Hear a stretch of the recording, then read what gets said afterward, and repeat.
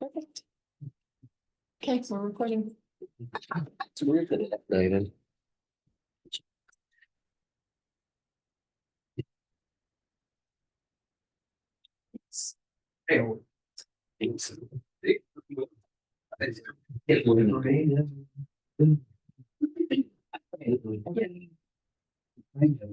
Attorney class me today. I have such. Yeah. Okay, you ready? All right, let's get started. 5:35. Please excuse me for running late today. Don't make trivial use of your time, so thank you for attending.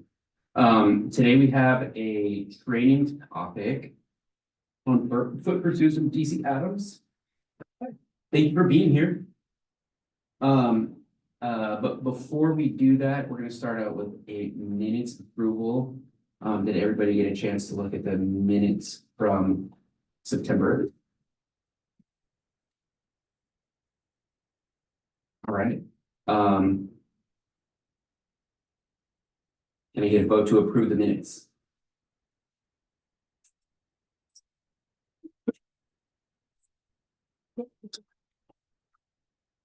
Thank you. Motion to approve the minutes? So moved. Second. All in favor? Aye. What's that? Okay. I've got one abstention. Unanimous otherwise. I was gonna abstain, but do I have one?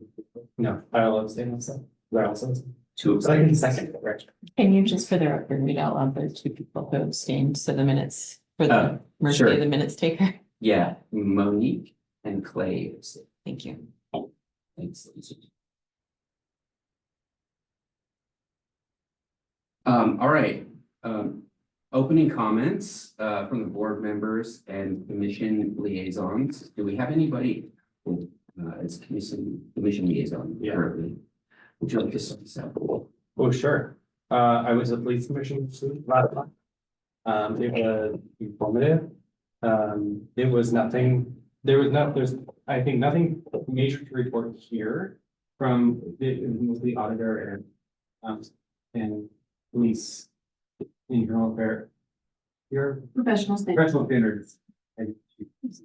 Professional standard presentation to the police commission, which we all have seen and been a part of in the past. But there are two things that I would like to report. One is that they would like to hear from us when, and this is consistent with what we were doing previously with Alan, but when we have ideas for policy considerations that they may want to consider, from our experience as CRD board members, they want to hear from us because they don't review cases like we do, so it's a different perspective. And the second is that I have to miss 2 meetings in the fall because of my teaching schedule. And so I'm on like watch for having to be kicked off because you can only miss 3 in a row /2 in 3 in 1 year. So just say that, you know, if I get really ill or something next spring, it's the consequences. But I don't plan to get ill, so I might miss 2 missions. But yeah. I have no comments. Okay. We have nobody on boot. I think the only comment that I have is, I don't know if people saw, mostly for you all, John Oliver did a segment on traffic stops on his show last week night.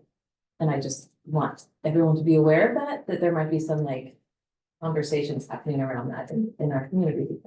You know, if you've ever seen John Oliver, but he Big Z.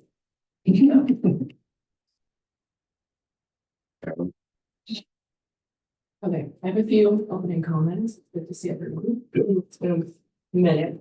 And definitely at least the summer. The first thing is it's disappointing that Lisa's here. She was definitely a treasure. Seeing out, but good luck to her in Colorado. The next thing, I was interested in meeting the interim auditor. Hopefully that'll happen at some point. I know that he's had the job before. We've heard all great things. Yeah, interested to hear potentially what's going on with the future auditor. I've seen some of the, meetings and council stuff. And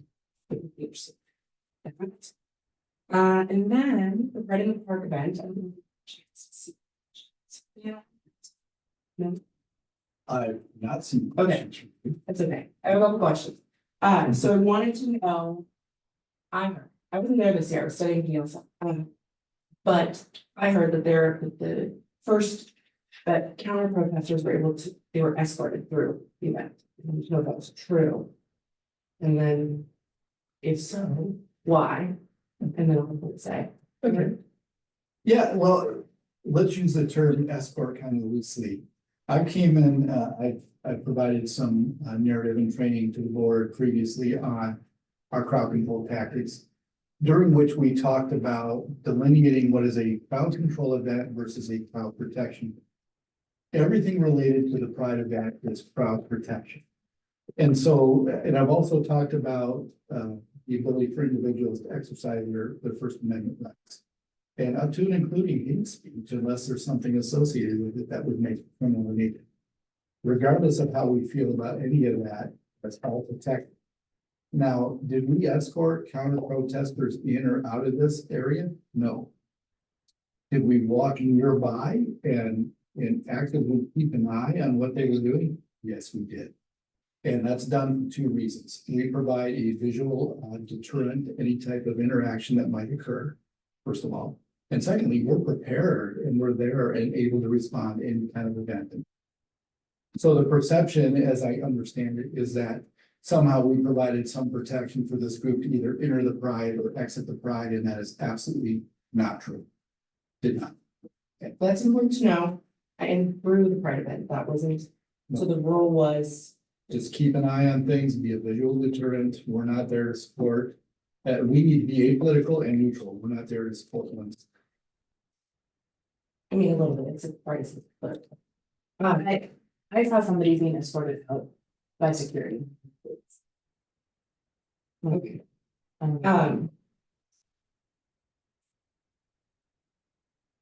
Well, the other part that was like. If it's crowd protection, I'm confused, I was at the Pride event last year, I commented on how well the SRT did last year.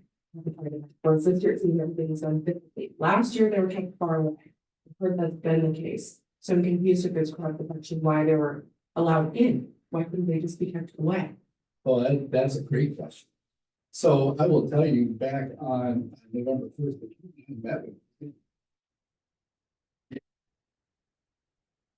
take what is public property, that being in the park, and turn it into a quasi-private event. And that requires fencing around the exterior, control point, some type of paid admission, ticketing. And it also requires, if you're gonna exclude anybody or anything like that, rules have to be enforced. Those conversations continued right up until, I believe it was either a week or 2 weeks before the event. And ultimately, the Pride Board made the decisions. They did not want to go to the, and they ran a string of tape around the exterior of the event. Now, anybody can step over a piece of tape. There's no scientific taken. There is no way in the world to remove anybody. So whereas before we could, engage and talk to people and say, hey, be out here, do this, we didn't have that. And we didn't. Additionally, the Pride Board did not want us to patrol the inside the Pride function. And that made things complicated because the Pride individuals were having to call dispatch, we'd call out 3 times, and then we'd have near the venue, and then we'd have to things that happen. So the takeaways from this are, and we've self-assessed, we felt that we engaged with the Pride Board early. We thought we engaged often. We thought we provided some good recommendations that were not followed. And we were very clear on what our abilities were as law enforcement and how we could deal with the protesters. Did the city itself have some miscommunication about how we were communicating to the Pride Board? yes, I don't think there's any doubt in the world that we had at least 3 different entities within the city itself, all very well intended, being the police department, our Office of Community Engagement and Equity, being the two foremost ones. Everybody was trying to do the right thing to support the Pride event, but I don't think we as an entity, I know we didn't, because we've already self-assessed this. We did not coordinate internally. So some of the things that happened this year is historically, we've just been the point of contact in this, but other entities became involved within the city, like I said, and we ended up with multiple points of contact, not flowing or swimming in the same swim lanes, and we had some miscommunication. So are the things we can work on? For sure. No. Okay, so it was helpful to hear some of the things that might have helped with fencing, and perhaps the city can work on that for next year. And like signage, but I do know, like, I'm not gonna put anybody on the spot, we do have to pay to get in, so there is part of that. Not gonna negotiate any of that. I might look into like how, like if there's anything in the Pride board in terms of how that went down. But the second piece that's disturbing about that event is that did not see, and did not know, is that someone said that they were assaulted and that there was a police officer within eyeshot and then they didn't do anything. Is that true? Not true. We've reviewed all the body worn footage in this event. We very early on arrested somebody who I would call the counter protester who tried to do something within the initial march, arrested for violence. Once the event kicked off, we had arrests on what I would say both sides of this event. So we did arrest somebody from the counter protest side and we did arrest somebody from the Pride side. Both were provided citations at the scene and let go. Was there physical altercations occurring throughout this event? Absolutely was. People going up and grabbing signs, other people were kicking, there's different things going on, things that we know or maybe we're aware of or not aware of. But none of it was all investigated, nothing substantiated. But any narrative within the community that these things did not do our duty is absolutely 100% false. And I would challenge anybody, pull me some video, show it. I also not agree, but that second part, the idea that there's an altercation, like, it could, you just saw, people saw altercations occurring, but if one side didn't want to. But I would be afraid that if somebody comes up to me and we're an altercation now because they approached me, that officers are not gonna do anything because we are. That feels a bit, Yeah, we're gonna get off into the tangent that you and I could probably talk about for hours. I would be more than happy to show you what our after action and what it is, and I would be more than happy to show you the body worn footage of the events that we're seeing and how we responded. We would be 100% transparent in all our dealings.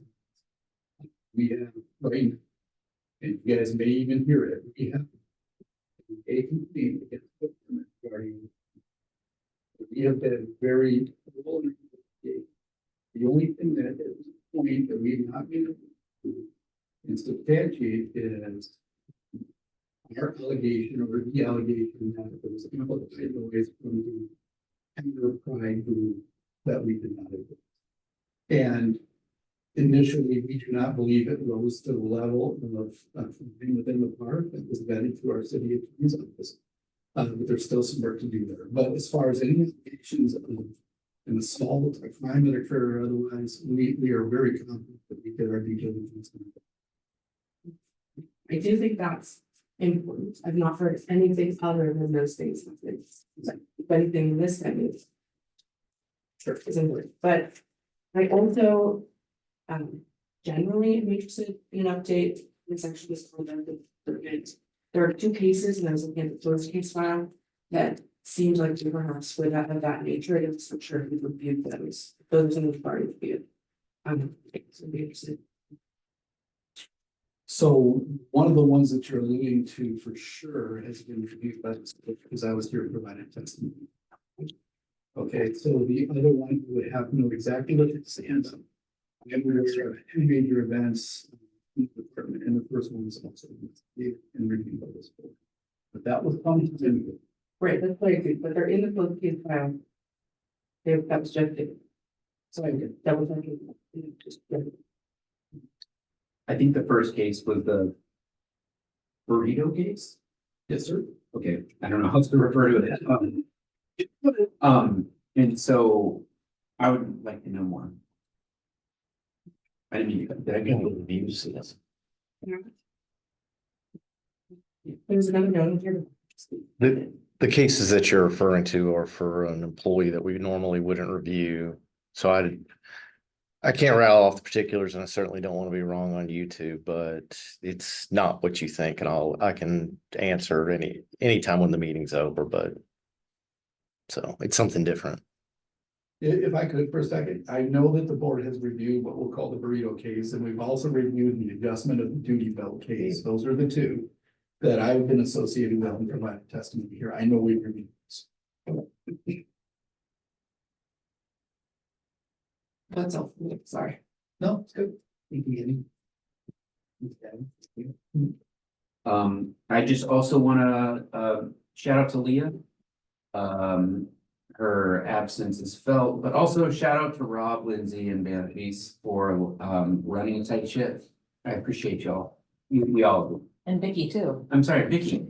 Vicky, Vicky's supposed to be on Thank there. Thank you for the kind words. yeah, shout out to y'all. Appreciate it. Expand my Christmas card list this year. I'm honored. Always I- appreciate nice things. That's right. Done deal. Thank you all. I'd like to give the floor now to DC Adams for 15 minutes on foot pursuit. Okay. Thank you. If you don't think players, up and hang with you. Squish myself. Well, thank you all. It's all nice to see you again. It's been a little bit, as somebody said that, so. We'll talk today a little bit about foot pursuits. I believe our policy is 5 pages long, which really, quite frankly, is about 4 pages too long. Because we'll just talk really briefly about foot pursuits, what we do, how we train on it, and the whole emphasis behind it. So let's just step back for a moment and think about foot pursuits for at least a couple year period. If you watch Officer Down memorial statistics, foot pursuits were for a couple of years, they were the most deadly thing a police officer could do in the United States. These are very dangerous activities, and we don't have to look very far. Thomas Jeffries, who was a Portland police officer, lost his life in foot pursuit. And that was like 1996, I believe. So these are dangerous events, hence we spend a great deal of time and build a gigantic policy. And basically what it all boils down to is the need to apprehend versus the danger created. And then your decision-making when and how it's been used in foot pursuit is really what it boils down to. So to begin with, I guess this would be the second point. There's no crime. You run from police, it is not a crime. There's no specific crime that says if you flee from police on foot, you have committed a crime.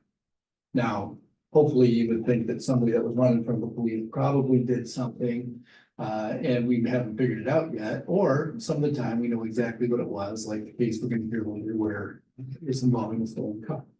We have somebody running from a stolen car. It's a very common thing to have occur. We see a lot of foot pursuits, and I don't have statistics, but we do see a lot of foot pursuits. One of the reasons why we don't have statistics is if a person gets away, it's not necessarily noted anywhere in an incident report. It may be notes in a CAD detail.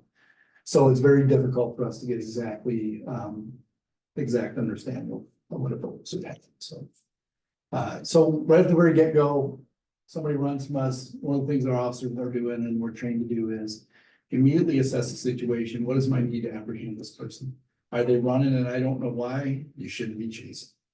Are they running from the stolen car? Well, I have a felony property crime. What's my need to apprehend versus the danger is going to be created by chasing? Or I have an intent murder suspect, and yeah, that's probably, we're going to chase that person pretty heavily. So that decision-making process on the front end, by its mere nature, has got to be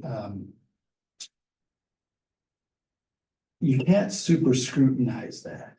And what we do here is, and what I do as well, is to sit in the office and we watch two-dimensional video footage of a three-dimensional problem.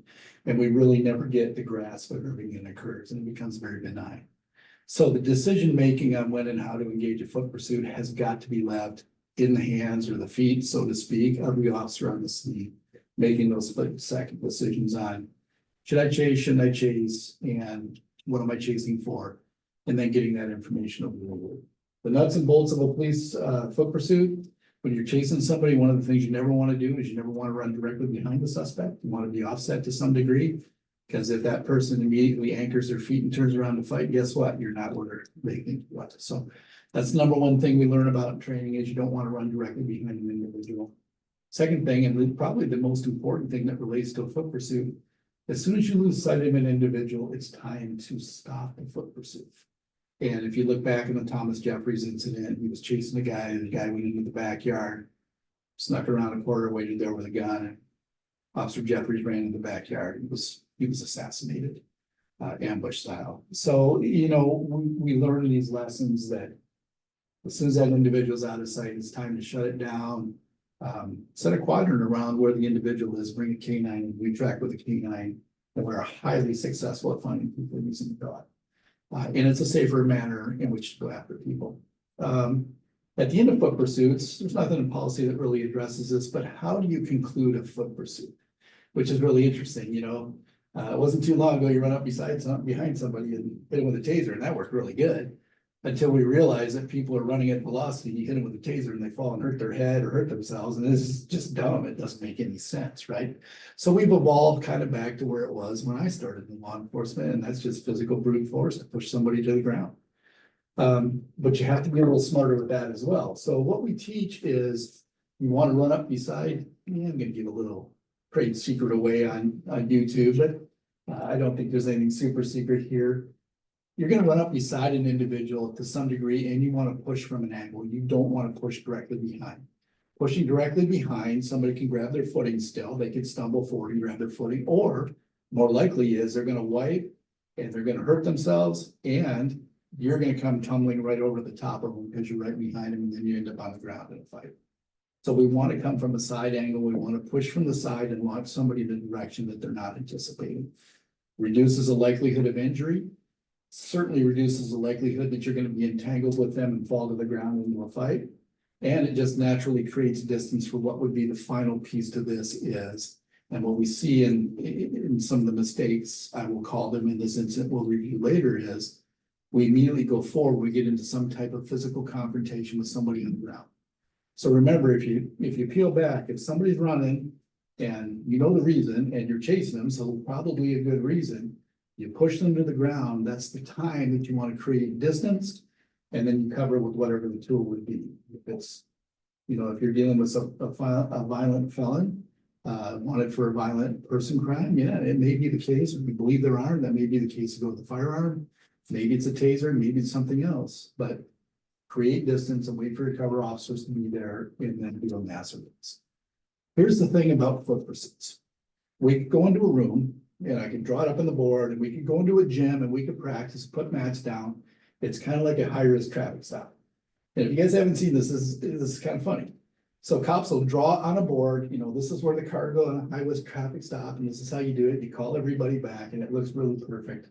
And then you go out and train and you set up your cars and it looks really perfect. And then the first time you do it in the real world, the guy turns into a driveway and you can't get your cars the way they want. And it's all a mess. It's the same with a foot pursuit.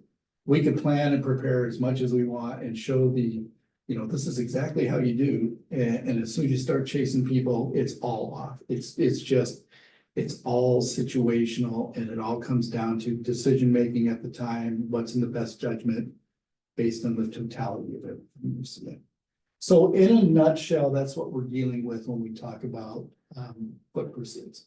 So just to peel them all the way back, I'll use Gordon Graham. If any of you are not familiar with Gordon Graham, he created Lexipol. He's a former California Highway Patrolman Sergeant. Great. I had the opportunity to meet him. Great guy, super trainer. Gordon Graham has something he calls Gordon's Brackets, and that's Gordon's Rules for Eliminating Civil Liability. That's his acronym. And it's got to be good because I learned it 24 years ago and I still remember it. So, but one of the things that Gordon Graham talks about is ensure the validity of the core transaction. That's one of his big pieces. And so we think about that, and Gordon's talking about civil liability. If you're on good, solid footing, you're not gonna get sued or otherwise. It's the same thing with force application or even engaging in a foot pursuit. As long as the validity of your core transaction, I have a crime, I have reason to believe that a crime has been committed and that person did it. As long as that core transaction there, you're good to engage. And you're gonna be good to engage in use of force application, or not use of force application, application of a foot pursuit. Ultimately, it's the same thing as you're chasing, you're evaluating. And is that core transaction still in place? Are the things I'm doing? Is it still makes sense to chase this individual? And it should be yes at all times, and ultimately it concludes with arresting the individual. Very infrequently they get away. Another day, see you later. So, I'll answer any questions about foot pursuit tactics or policy. This is gonna come up later, but, in terms of numbers of officers. People they're chief, is there a policy about that, or is that discretion? It's discretion. If you review policy, it talks about a single officer, dual officer. It also talks about never leaving your patrol car unattended. Don't run past a occupied car or individuals. There's certainly some things in the case we'll review later that could have been done. The likelihood is, and it says in policy, that you want to keep the individual at site, you want to vector in units, and ultimately what you're going to do is you're just basically going to encircle the individual, and that's how you're going to bring this to a conclusion. That's really great, except we've got about 1.1 officers per thousand in this organization, and we're below that average. If you don't know officer per thousand average, that is pretty ridiculously low. And so we're trying to vector in officers and we may not have them. And so those are some of the decision-making process that you have to come in. Like, I'm chasing somebody and, you know, I'm in the parts blocks here and my cover officer's coming from West 11. Like, just shut it down and let's get a dog in here. And so that's where the judgment piece will come in and the ongoing decision-making that you're gonna engage. Always desirable to have more than just yourself chasing stuff. This will also come up later, but policy related to having a weapon and or taser drawn while running. There is no policy that is dictated on the threat at the time that the officer is encountering the individual. So ideally, you would always never want to be running with a weapon in your hand under ideal circumstances. But this kind of goes back to what I was alluding to in that we really have to take into account, and you saw my review, I'm sure, of the decision-making up front, that the officer on scene is seeing and perceiving things that we have to be take into account before just saying, hey, you can't go running down the road with a handgun in your hand. Is it a bad practice? Yes, I believe it's a bad practice. More bad things are going to happen with running with a handgun in your hand than not. However, there is no policy that dictates that. The policy does exist that you cannot have a handgun and taser at the same time. That does exist, and there's reasons for it. What's the reason for that? So you've seen our TASER X26s. If you haven't, we're gonna have to arrange something, but the TASER X26 or the X27, whatever the latest iteration is, they're all designed on a handgun platform. So if you look at a TASER, it looks very much like a handgun. The nomenclature of a TASER, there's a grip, there's a frame, there's a safety, there's a trigger. And so what you see happen, and I personally had or experienced this with my former agency, where we had an officer thought he had his TASER in his hand and he had his gun in his hand, and he ended up shooting a guy in the rear end and thinking he was tasing him. Now, that wasn't caused because of having two weapons in each hand. It was caused because the TASER and his handgun were on the same side of his body, which was the dominant shooting hand. But you can imagine, we shoot with offhand, we shoot with strong hand. And so the weapon manipulation of any of your weapons in your hands at the same time, it's very similar. And so what you find happen is, and why this policy is in place and why it's so critical is something that's referred to as a sympathetic squeeze. So at the moment of confrontation, you're thinking, I'm gonna squeeze my taser, at the same time you're squeezing your hand. And it happens, and if you look across the country, it's happened. And so that's why that policy is in place, and that's why it's so restrictive in that we cannot have an accidental discharge of a firearm because of a sympathetic squeeze because of having two weapon platforms. Doesn't a violation of that require that there be a sympathetic squeeze involved? I mean, you can have two in your hand, but by the time you shoot the taser, you got your gun put away, right? Well, yeah, I mean, that would be, exact. That's what happened, isn't it? That's what happened in the previous one, that was. Well, the regulation just be.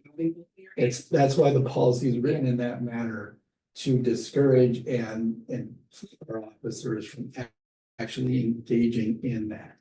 To avoid the ultimate, which would be the squeeze. So, Can I ask a question? yeah, Thank you, very thorough so far. Did I catch you? No. You good, Timber? I have a question about this, if you're moving on. Not quite. Okay, Are officers ever trained and how often to run with a firearm in a pursuit? No. that's not part of our training. We're not trained to do that. And one of the things that we do train is, we do a lot of shooting, obviously, and we shoot a lot. Yeah. So it's not, well, West quick draw, but we are trained to shoot from the holster. And so, one of the things that you think about is, and there's training pieces that we will take away, and I'll just jump into this right now while we're here. There's training pieces that we can take away from this like we do in the incident. So what will we do? We're gonna go back and we're gonna train on foot pursuit tactics, and why do you not run with a gun in your hand? So, we talk about a sympathetic squeeze from a taser. You can have a sympathetic squeeze with your handgun too. Now, we are trained also to keep your finger off the trigger frame, so the likelihood of that happening is minimal, but it could happen. But what's the greatest thing that can happen? And I can attest to this personally. You fall, you wipe out. I mean, you fall and you got a gun in your hand, it comes out of your hand. It hits the ground, it goes off, maybe, there's a multitude of things. So we will come back and we will retrain on this and talk about the risk or the threats created by engaging in a foot pursuit, particularly with a handgun in your hand. But it's the same thing with a taser. I mean, you cannot taser somebody that's running away from you. The Supreme Court has ruled on that, or Ninth Circuit, one of them. You can't tase somebody that's running away from you. And so, under most there may be some circumstances, I don't want to make it an exact, but. So why even have those platforms in your hand? The likelihood is you're going to be hands-on with somebody. Absent some of the things that were seen by the officer initially on this, where he's making observations that he believes for sure this guy is carrying. So, thank you. We will go back and try. Karen? I was talking to someone, I think, who was in law enforcement, and they talked about the idea in a movie where you can have two guns and shoot them and have aim is not accurate because you can't literally aim with two hands. So I feel like that would be the same with a taser, you'd be a lot more accurate. Thank you. Yeah. That's a word. If you don't have a gun in your hand. Yeah, the nice thing about the taser is when the safety is off, it does provide a laser pointer. So the laser pointer is generally speaking where the top probe will go when you deploy the taser. So you do have a little bit of a sighting advantage there. But again, we talk about divided attention. So, and this is some of what you're talking about. This is why we do field sobriety tests and DUI. I mean, our ability as humans to function and do two things at the same time is difficult at best at times. And now take into account that we do not train in any way, shape, or fashion to have two weapon platforms in your hands. So there's no training in that. So you have no muscle memory, you have no brain memory of this. You're making up as you go. It's not good. And that's exactly why the policy's in place, and that's exactly why this administration and this executive team in particular, no, this is not an acceptable period. There's a reason why this is in place. Can I ask for the record a quick clarification on foot pursuit policy? Would an officer get in trouble for choosing to discontinue a No. pursuit? No, that's actually, thank you for that. It's actually written in policy that you will not disparage an officer in any way for stopping a foot pursuit. And why would that be? Well, it's, you think about it, I mean, you start chasing somebody and then you stop. Cops will probably go, why'd you stop chasing them, right? You know, and it's all about decision making. It's really easy to criticize when you're not involved in the incident and you don't have all the decision making. And so that's intentionally put in place to encourage our officers not to think about the stigma of, hey, I let one get away and I quit a foot chase. But instead make that's a good decision based on that. See, it's exactly the same thing with terminating a police vehicle pursuit, same thing. I have one more, going back to them for people. Pursuit. Is it common that it's usually one officer just by the nature of someone taking out time? So that's more common. Yeah, almost, there's a few where our street crime teams have gone out and done some work. But in my time here within this organization, it's always been single officers. It'd be nice if we had enough cops that we could double up cops in cars, and then we'd have two, that would be good. I love it in the movie when one guy gets out and runs, the other guy drives. I'll take the driving job. You go run. But yeah, you know, that's just the nature of how we're set up and officers are. Deputy Chief, I appreciate the fact that you take into consideration what the cop is being faced with at the time. And I'm sure that there's not a person in this room who could run as far as he ran and had any idea what they were doing at any one time, period. Without any gun, without a taser, without chasing anybody. There's nobody in this room that could run that far, that fast. And be able to know exactly what they were doing at any one time, so. I think Rob could. Pardon? I think Rob could. I'm retired from that. No. So I appreciate that that's involved because. I think we're disrespecting the Like- athleticism of. Like Mike Tyson said, you have a perfect plan with them until you get hit in the nose. Something happened. Best Mike Tyson quote ever. I think that we're kind of in the territory of granularity with the case, which is where we want to end up anyway. So can we recess for a few minutes and then come back and start case review, and will you be start out with review with Rob? We're recording. We are not muted.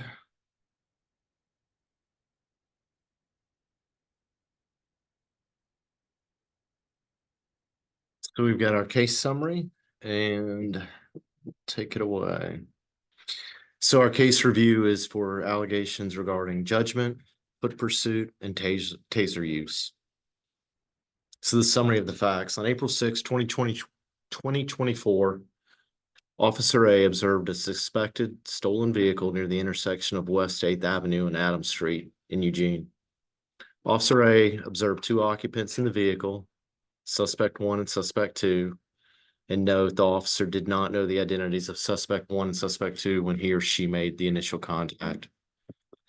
Suspect 1 was in the driver's front seat of the vehicle, and suspect 2 was in the passenger's front seat of the vehicle. And then when the review was going on, the body worn footage began right as they were exiting the vehicle when y'all reviewed it. So Officer A gave commands to suspect 1 and 2. Suspect 1 initially complied with Officer A's commands and detainment. And then note, suspect 1 later fled the scene and was not apprehended. Suspect 2 disregarded the instructions and fled on foot. Officer A chased suspect 2. Officer A's duty weapon was in his or her hand in a low ready position while the foot pursuit occurred. Officer A caught suspect 2, drew his or her taser, and holstered his or her firearm. Officer A deployed his or her taser on suspect 2 and took him or her suspect 2 into custody. And in his or her IA interview, Officer A stated his or her reasons for contacting suspect 1 and 2. engaging in a foot pursuit of suspect 2, and holding a taser and firearm simultaneously. So then we get into the allegations.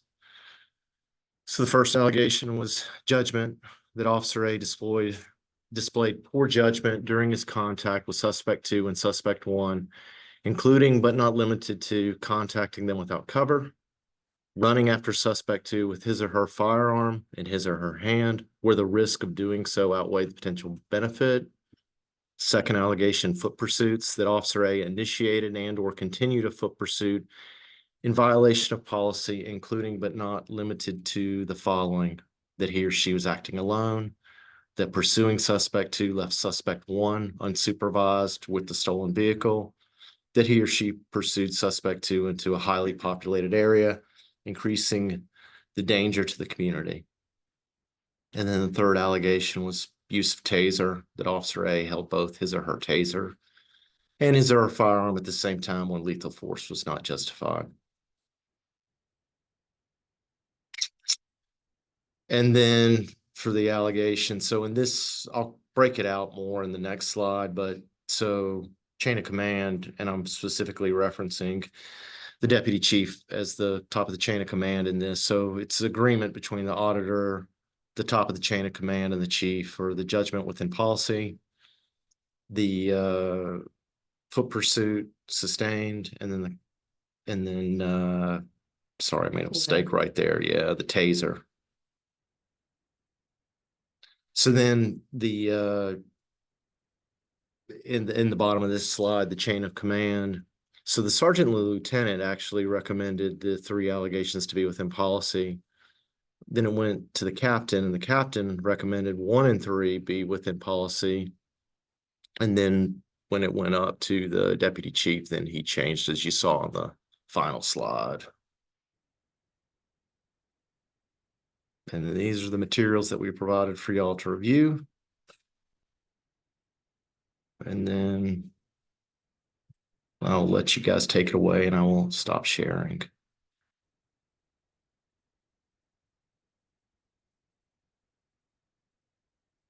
All right, thank you. Thank you, Rob. Okay, we're gonna open up a few rounds of discussion. We're gonna start with general comments.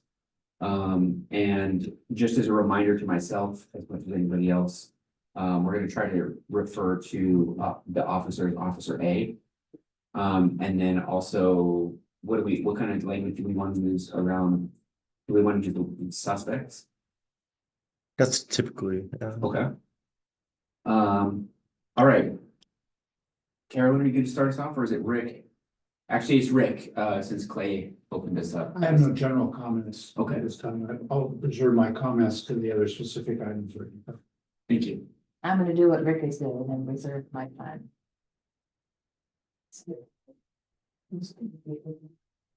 Okay.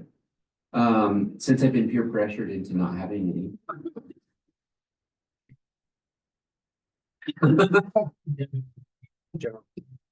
Okay. Well, ghost round aside, Rick, maybe we can start with classification and monitoring and intake. Intake shows that the auditor's office is looking at these, and IA is looking at these carefully, and it was generated, so it's not a complaint type thing, which is a good thing, I guess.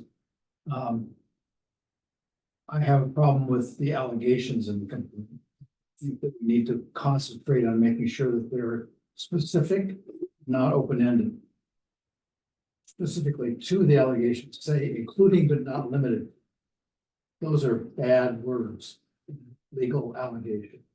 Could you point to those? Real quick. Yeah. Just so we're. yeah. Him here too. Yeah, would you like me to read? Sure. Okay, so for allegation 1, Officer A displayed poor judgment during their contact with suspects, including but not limited to contacting them without cover, running after. And second policy also. They've got to deal with, list a couple of things afterwards. What that does is leave it open-ended. And so that the cop sitting in the interview then says something stupid in recorded interview, and then that makes him subject to being accused of doing something else under that allegation, because it's including, but not limited to. It should be limited. The allegation should be specific about what you did wrong, so that the officer knows exactly what that allegation is going to be when he or she is being accused of doing something in the future. So I'd complain about that. I think that's bad. And I've argued many motions in front of the Plain County Circuit Court on that point specifically, one every damn time. Yeah. Sorry to interrupt your flow there, too. To ask you to point as to what you're talking about. Thank you. Carolyn? Is that, the auditor's office who writes that part of the process? I think the investigation was really well done. It was really thorough. Thank you for doing that. One thing that stood out to me was the sensitivity that you had to Officer A at certain times in the interview, and I got emotional. Did that handled in a respectful way. Thank you. So I imagine that was uncomfortable and it's good. I think this might be the time to bring this one up, but the union rep. Would you say something? No. The union rep who was present, they wanted to put it on record that they think that Officer A, or I don't know, they think that the union is thinking this, that Officer A is being picked on by repeated allegations being brought up against them. And we as a board have seen this individual a couple times before. I don't know, I'm sure this isn't like on the top of your head, but that just made me curious about how many times the allegations end up being sustained. Anybody have any thoughts on that? Or I guess in general, I don't know. Just, it's interesting to bring that up, but if it turns out. Like when I was a teacher, if a kid kept doing the same thing over and over again, and the parents came in and said that you keep getting mad at my kid for doing the same thing over and over again, I'd be like, they shouldn't be doing that thing over and over again, right? So do you have any insight, or is that not an appropriate question? Is there anything to that? Let me just offer. Then if you don't want to be scrutinized, if you don't want to have investigation, then don't do it. I mean, this is even if it's where that was before this board previously, for having been indicated. Having it in their hand at the table. So, you know, obviously, don't do it. So, although I'm sensitive to the quite frankly, I think they're out of bounds. You know, if we saw and we didn't have 2 or 3 sustained allegations here, we didn't have sustained allegations all along, then I think we'd have something different. But I'd also like to point out to the board that I provided testimony here before with this very answer about the application of a flashlight to the eye of a handcuff. And in that case, overruled or controverted the chain of command with the authority and articulated the reasons why they went there before this board. So the very nature that there would be an allegation that in a shape or fashion, Mr. A is being singled out or targeted by either the auditor's office or department command, I don't think flies in the face of what we know is some of the things this board is over here. Little, oh, go ahead. I was gonna just stay into the specific. I don't have any data saying what has or hasn't been within policy or sustained or unfounded or whatever. When I receive a allegation, I intentionally don't look at previous stuff so that we don't get view in line before him. So I don't know the information. Sure. And I do know that we do get the kind of overall data at the end of the year from the auditor's office about how many years it's been. And I think the pattern that I've seen from those reports in the last few years is that you don't tend to make the allegation unless you feel like it is, will be sustained. We try not to frivolously Yeah. make allegations unless there's, if something needs. So there are some tricky things about it. So you need to make an allegation to learn certain things. So sometimes. Well, you're never sure what's going to come of it, right? You're always going in saying it's an allegation, it's not a foregone conclusion. But you don't want to make that lightly. So you want there to be some reason why you need to make the allegation to learn the things so that you can prove it or disprove it. Right? So you can see by that, for example, compared to the number of complaints that we receive, the number of allegations are very small.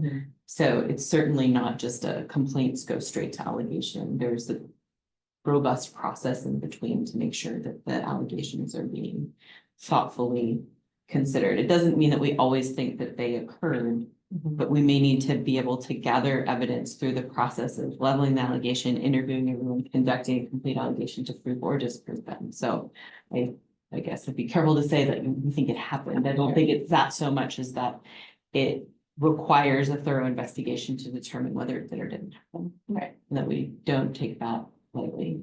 Okay. And then just one other little follow-up about the union rep's statement about, they said that if this had been my name on this, it wouldn't have been an allegation. And I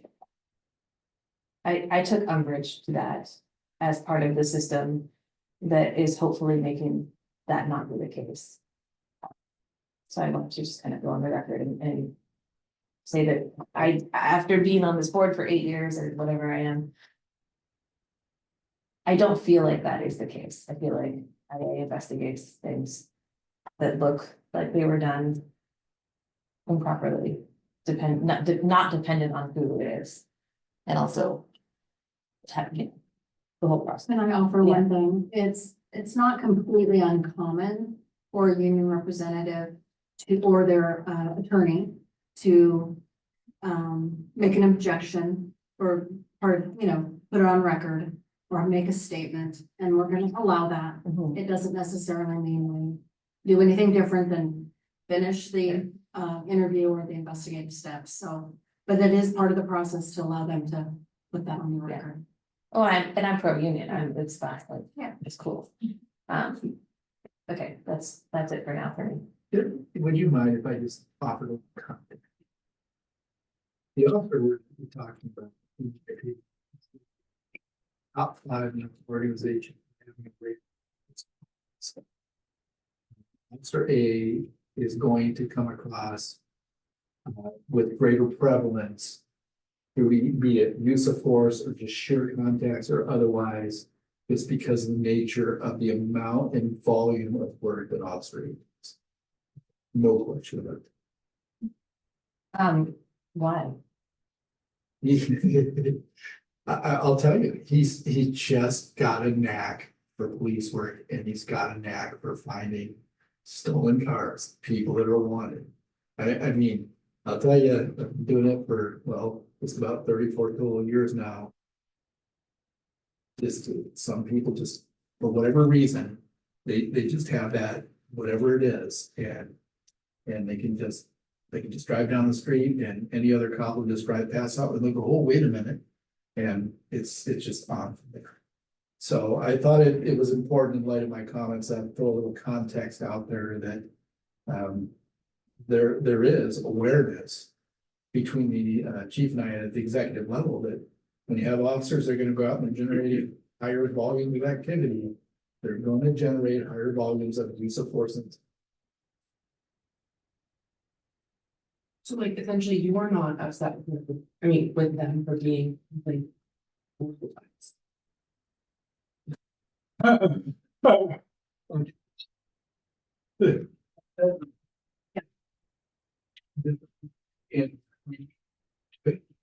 Yes, because we talk about gun and taser and hey, bang, don't do that again. Gun and taser again. But those are the things I look at. They're gonna, I do. How are we predicting the behavior and how do we change the behavior? Because what do we know? We have an officer that is high volume and is engaging in these tactics. It's going to lead greater potential for something to happen. Yeah, so in our case, we faced the word, but like, nobody came to him with it.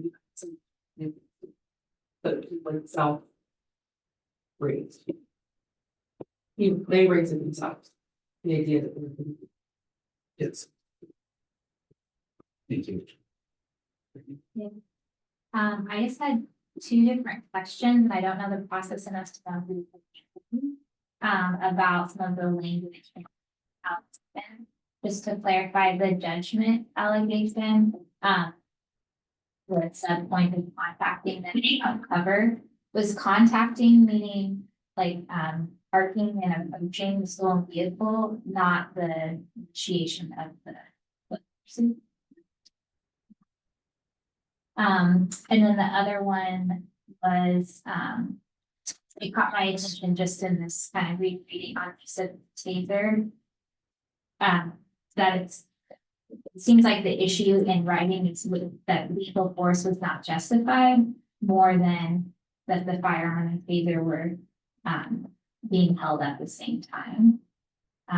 Or can someone help me understand? Answer that, for you. So like the way that that's in the policy. So if lethal force is just then if you have a sympathetic response and you shoot the person, the lethal force was justified. Does that clarify that? I know it seems. I was adding. But that's like part of the taser policy. It gives you that caveat. Unless. And lastly, I just don't know if this is at this round or the next, if I have a comment on part of the officer's justification in their judgment. That's something now or the next one. Leave it to the next one myself. Yeah. Just so that, I mean, just because in this section, for example, like what I'm listening for is like, I'm listening for Rick's critique on the allegation language, because that's the stuff that this office does, right? And I'm listening for, do you think we handled the intake correctly? Do you think we've classified it right? And so if we can keep that stuff here, then I'll listen for the next thing. Thank you. Yeah. Opening comments to say other than investigation. Sufficient, investigation is sufficient, and. Seeing.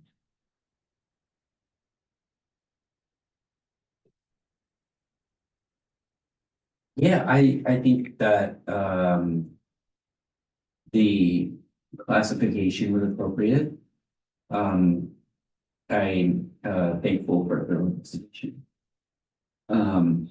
And I think that this is I appreciate and want to highlight a judgment allegation here, because we've seen different kinds of judgment allegations. And I think that the more and different kinds of scenarios we see that play out, the more robust and I don't know, dare I say, like fair our perspective is in thinking about judgment, because as I understand it, it's a serious allegation. And I think we want to treat it appropriately in that way. And I don't believe anybody's here to blow up anybody's career. But also here to represent why this community's interests in community safety. So yeah. Good. If I have a question about the blue team issues, should I ask them? Sure. Intake, classification, and is Monitoring. monitoring. I think maybe Cindy, this might be a question for you. Email about it. It's unclear to me what the issue was. Blue team in the monitoring of all the data, and there was some information that the sergeant was able to be a blue team, but then there ended up not being a blue team. Like it seemed a little jumbled to me, right? He did a bookmark, and then he was gone back to it. He was off for a week, and then by that time, if I'm speaking correctly, by the time he came back and was ready to input information, Yeah. it was already captured by the office of chief and the auditor's office, so. So maybe could you explain like how that typically would work versus how it should work and why it's fine? They're generally expected to, before the end of shift, enter their own blue team entry for any reportable. Unit. And I say generally because that is generally going to be the expectation. That way it becomes everyone, we have visibility to it, the auditor's office has visibility to it, and their lieutenant would have visibility, or their sergeant, excuse me. So there could be some exceptions with blue team entries being delayed, but that's supposed to, their sergeant should be notified and get specific permission to delay an entry. That's the general code. And what? So it appeared, if I remember correctly, but I believe he opened it saying like, this thing happened. And I'm gonna talk about it when I get back into work, and then he goes home and became sick, and then that led into his weekend. But just the entry alone alerts everybody that needs to see that a video exists and that it needs to be reviewed, right? And so that video was reviewed, and in the review, everybody's like, okay, well, there's some things here we're gonna look at. And so it really was a bookmark to say, hey, I'm coming back to it. And had he been in the next day, he would have filled that out. So when I was a supervisor, at the very end of my shift, somebody had gotten into scuffle. We created a bookmark, same thing, right? I ended up spending several hours with the officer in the hospital. And then by the time I got back, I was like, I'm kind of spent, the officer's kind of spent. I'll address this tomorrow. Luckily for me, I didn't get sick. So I came in the next day and I said, hey, I observed this thing. And usually it's very quick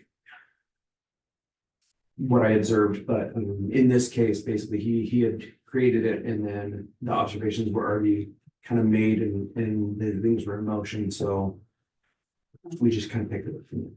Usually, if permission has been requested and granted, the sergeant will give me a heads up. Just so my awareness, we know this is a pending thing, we know it, and here's what's going on, and we'll take care of it on our next shift. So there's usually pretty good communication. This one, I think there was like a little bit of a question mark about The what. sergeant would say. And I think what makes this different also is nobody avoided the blue team entry. It's that the blue team entry exists, and so it shows that nobody's hiding behind it. It's just we haven't addressed it yet. But we want everybody to know about it. And so everybody was like, oh, okay, well, as long as we know about it, and then we were able to look and say, oh, okay, I can see why. Yeah, okay. Maybe this would take a little bit longer to maybe explain, and so. Okay, and to be clear, the officer would be different. But sometimes the sergeant. It used to be, when we first started Blue Team, it used to be the policy that sergeants would enter one Blue Team incident to capture any use of force by any of the officers. We switched that over. I don't remember exactly the year. I want to say 2021. So for several years now, each officer is responsible for entering their own reportable use of force or reportable show of force. And then that goes through a review process by their sergeant, who will, because at the time the officer is doing the entry, police reports may not be approved yet. I mean, there's some sergeants have to review video, which may not be downloaded yet or uploaded. So there's a process where each supervisor has a responsibility of looking at that. Okay. So there could be one event with multiple officers having a reportable something, and that sergeant's gotta do all that review. Yeah. No.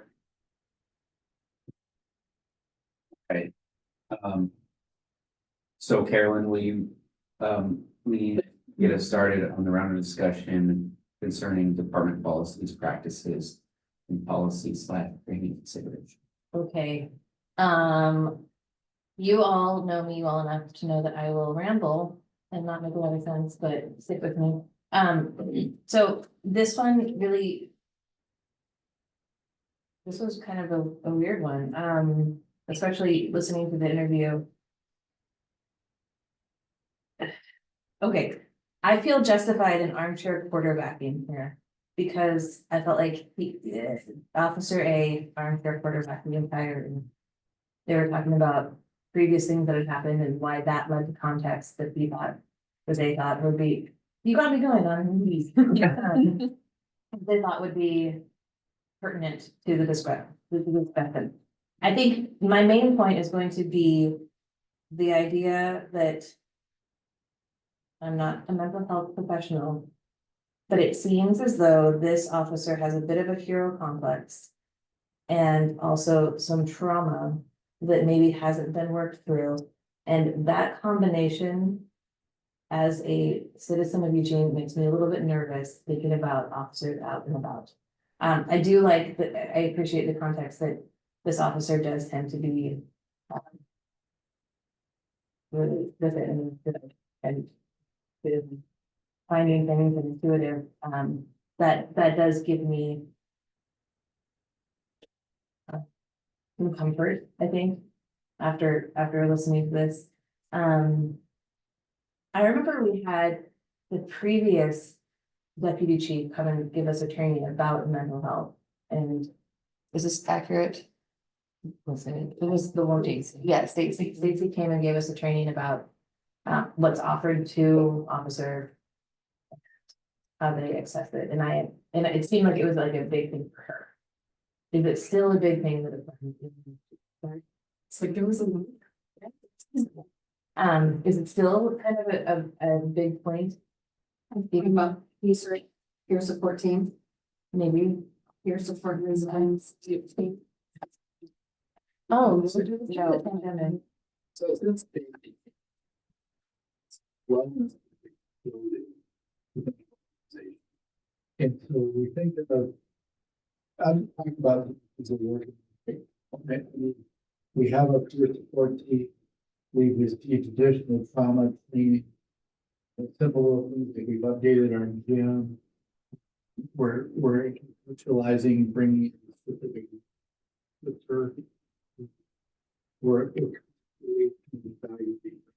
We can. Support our officers that to decompress from their shift, and that's something like that, drafting, trying to do our draft, doing different things. So we're the entire law enforcement spectrum. It's COVID and George Floyd, and you see it nationwide that really wellness is in every organization. And very candidly, we work for the champion of wellness.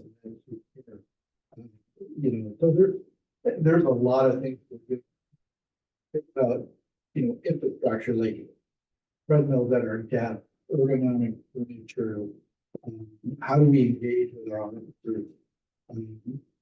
How do we open up a pathway where our officers are comfortable to go out and seek some mental health pieces where they can sit with a mental health provider? We're working on this right now. We wrote a grant. We were not successful, but we're trying to need grant funding to build an even larger program. We went out and contracted with Sigma Tactical. We had them come in, and every department member was offered the opportunity to have some significantly advanced testing, particularly on looking for cholesterol markers for heart attacks and things that you would not pick up in a normal physical. And so I could probably go on and on and on.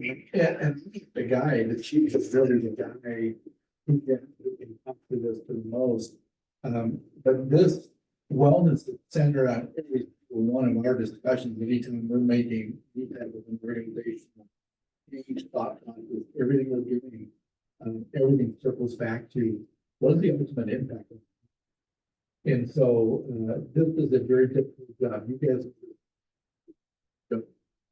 if you're listening to these, you're the pain the officers are enduring, not just necessarily living the events, but the whole IA process. What the chief and I have really heard from our staff is that the whole process in and of itself, you're having to go in there and be interviewed and ask very difficult questions. I super appreciate John for being as thorough as he is, but that's because we were talking. I said, The tenacious, I need you to have the perspective. But when we ask those hard questions, it takes a little bit every, and so, I'll hold my soapbox back down a little bit, but I will tell you that we are looking at everything. During the interview, there were some kind of things that they said that stood out to me as kind of red flags. So I'm gonna do a bit of quotes, like having to think about all the dangers. The idea that they have to be thinking about all the dangers. Believe it or not, they said that multiple times, like, believe it or not, they're drug cartels, believe it or not, they're gangs. They said they're scared and afraid. At one point, they said it's an inherently dangerous job. I don't think anybody would say that it isn't an inherent stuff, but it seems like it's on the forefront of their mind. And then this is kind of a longer thought, but at the end of the day, police are the line between people wanting other people held accountable and the safety of the public. So that's my job, even though I'm scared. When I say scared, scared as in what potentially could happen. It's still my job. What I've signed up to do is to help and protect the community from people like suspect. Afraid that they would injure me or kill me. And then talking about how, I think EPD or police in general, I wasn't really sure. They're behind the curve. And then this is when they got emotional, so a little jumpy, but I can tell you that in that experience of when it's not always something you can perceive. And I think that was in context to the criminals having more lethal force than the officers or something. I don't. And then the idea of no time to stop and wait for cover. And then it kind of seemed like they were setting up the situation as like, if A happens, then B happens, C happens, E happens, E, and then I die. Like, it seems like that's kind of the thought process that they have going through this. And that all just seemed like if this is an officer who's finding a lot of these things, then they should have the experience to know when they should stop and wait for cover and when they should stop and pursue. It's just red flags. I don't know. I don't know that I really have a point other than thinking that those are all really concerning to me. And then I guess another question related to all of that is, do you feel like officers generally are reaching out to get that mental health support? And is there a stigma in the department if somebody is having a trauma reaction? And so just a couple of months ago, we had during our in-service, we had a guest speaker come down, and he was prior law enforcement and prior fire, and he ended up stepping away from both careers because of some mental health concerns that were experienced by him, and he saw enough to realize, oh, the heck, this is negatively impacting me and my family, right? And it was a really powerful in-service, and I don't know if it was mandatory, but I'm pretty sure in-service in general, at least 95% of the department attends those. So I think the department is doing a good job at trying to present the reality of the inherent, dangers of police work. I honestly know several officers who openly talk about seeing people for help. I honestly don't. I think the days of stigma are, if not completely gone, at least darn close. Like, I don't know of anybody that is timid. If mental health comes up, people openly are like, oh yeah, I see this person, you should check them out, right? Like, I mean, there's a lot of officers on a one-on-one basis that are providing information of people that help them. And I think one thing that really went through that I took away from that last in-service a few months ago was the guy's like, okay, you went and saw somebody and it didn't work. Sometimes that's gonna happen. So go somewhere else, right? Try someone else. Like, you're not gonna connect with everybody, just like everything else, right? So we continue to try. So I think that answers some of those questions. I don't know if it answers all of them, but I think the department does a good job at trying to make it available. I think it's an open dialogue. I think several people on patrol and in communications and in other facets within the department are on our peer support. And there's a lot of individual one-on-one contact that we have with each other. But again, it's the whole, you can take a course to, Right. yeah. That's my next question is, can you force them to drink? Is there any way that you could tell somebody before you can get back on the street, you need their, I think in general, well. I know, however, we can. Evaluate. But that's a pretty big deal to get to. Just based on, some of the things we're seeing. And that's not necessarily where we want to be, because. That will get around the agency in a hurry that, hey, we're compelling people to go get a fitness for duty evaluation. And that goes counter to what we're trying to do. And at that point, the greatest way to improve their wellness is just openly talking about mental health. And I'll just, if you allow me for just a minute here. Another agency that had a very robust. And I'll tell you a little story, guys, but less than a month before I came down here, after I knew I was, had accepted this job and was waiting, I was 2 minutes away, not even 2 minutes away from a shots fired where somebody was dead, and it was a kid. And I go into this house, there's nobody around it, me, and we got shots fired, we got a kid down. And I blow into this house, and it became very evident very quickly to me that this wasn't some big gang shooting or something like this. It was an accidental discharge. The father shot his daughter. And now, next thing you know, I'm trying to save this kid's life who had been shot in the head. And by the way, saved the kid. It wasn't me, it was a medic that came to the door. It's a pretty cool story. Well, at the end of this deal, it's pretty tough when you're dealing with something like that, when you're trying to save a child's life. I go out the door, and the father's at the yard, he's inconsolable. He's inconsolable. And I look around, I go, rookie, shit, it's me. So now I have to go over and talk to the father and try to get a statement from him control. That's difficult. You try to talk to anybody in any kind of. My point of all this is, I go back to my car, and I'm sitting in my car. It wasn't even a minute later, somebody was knocking on my door, and my phone was ringing. Are you okay? And it's an emotional piece for me, because it's a very, very traumatic thing. I go back, I get blood. But my point of this is, I come down to this agency and I look around and go, we got a deep program, but it's not where I came from. But guess what? It is not. Because officers are looking at one another. I knew about the things that you're talking about in this interview.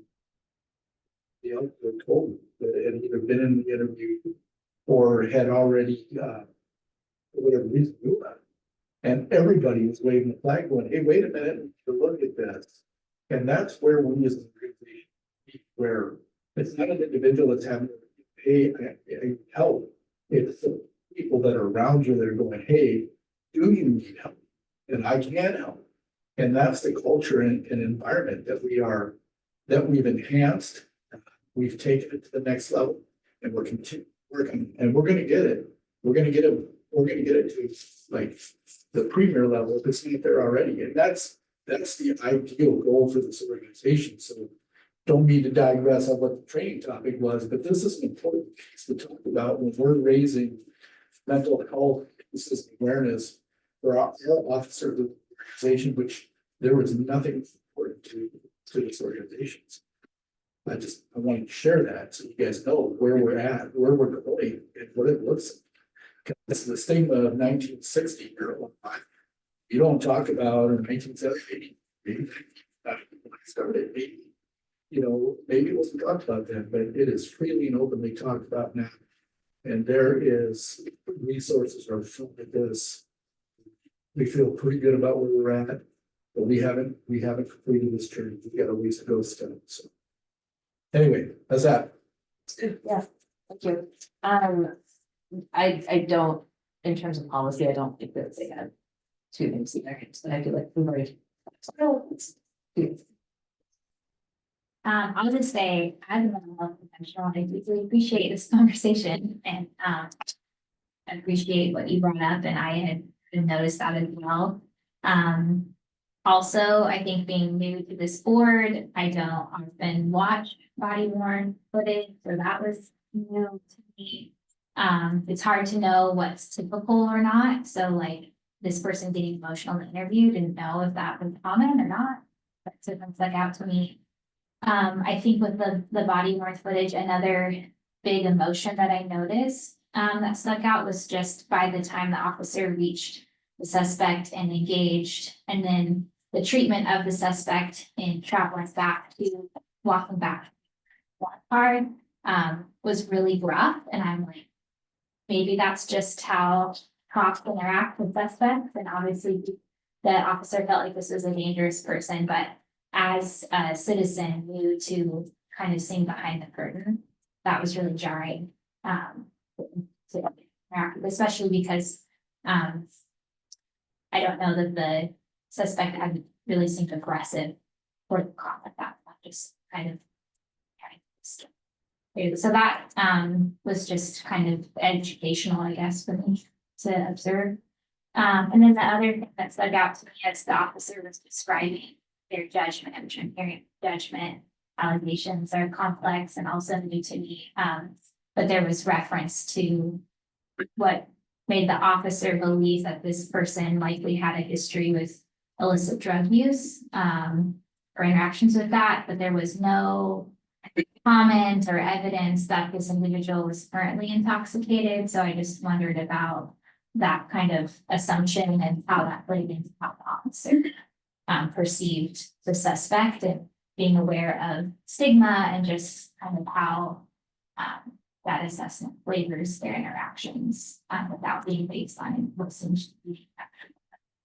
So that stood out to me. I don't know any recommendations to make on that. Thank you. So going back of what you first said, don't let this job numb you. If it was a graphic or if it was a rough experience that you witnessed, it was rough.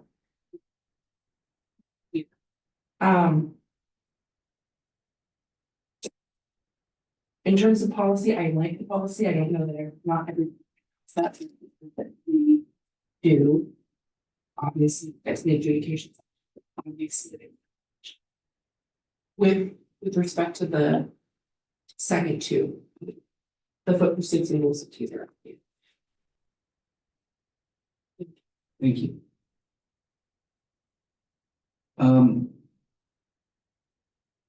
What stands out to me, many things in this document is in my questions are not about this officer's judgment, but the justification in the interview. And so I'm not. I will reserve my like adjudication recommendation for that round. But I would just like to kind of openly think through a quote from page 10 of 17 of the interview. I don't know what page this is on the PDF, sorry. I'm just gonna read this paragraph and then kind of think out loud about it. It says, quote, I asked Officer A why they did not holster their firearm when they pursued suspect. Officer A told me they would try to, quote, wrap up everything they had just said. Suspect identified, Officer A identified a felony crime involving a stolen vehicle, which is related to property crimes and firearms. Additionally, property crimes are associated with illicit drug users. People who use illicit drugs do not act as rational as most people. They do not listen to commands and exhibit superhuman strength. Suspect was exiting the vehicle and indexing toward their back pants pocket, which ended up having a concealed weapon, etc. I just kind of have some questions, like, is the fear language that Carolyn pointed out a pretext or a justification? And I think that we can't be sure about either is itself a kind of red flag. And, I think we're talking about, a department culture that's changing, and that's something for the people of Eugene to hear, but it's not changing for this officer. I think there's evidence for that. And, I have questions about this.